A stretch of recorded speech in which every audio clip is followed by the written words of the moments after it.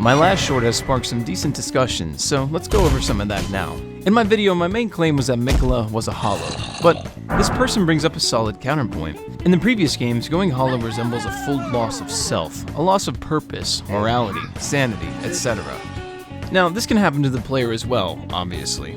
In the Dark Souls trilogy, once you die, or die enough times, your character would physically start to become hollow, and the way you would counteract this is by using humanity, literally gaining your humanity back through consuming the dark souls of other humans.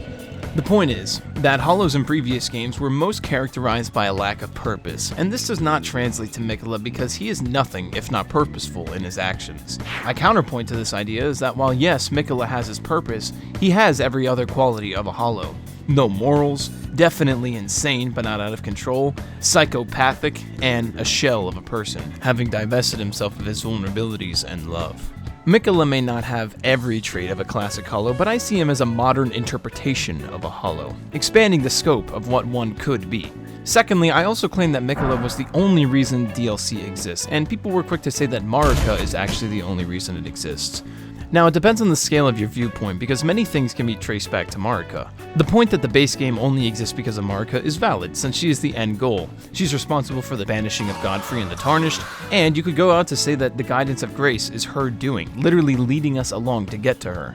Now, while Marika is the background reason for why the Land of Shadow is in the state that it is, sending Mesmer off to the Crusade and thus uprooting the Hornsang culture and plunging the region into hell, she is not the main reason for the DLC.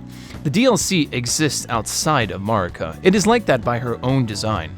She seals the realm away, casting the veil over it to obscure her past.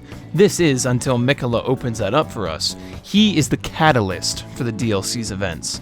Sure, Marika built the bowling alley, but Miquella set up the pins. And while yes, we can roll down the lane of Marika's design, knocking down Miquella is our ultimate goal. Also yes, to this one guy, Miquella is a him, and not the first FromSoft femboy out there, and probably not the last.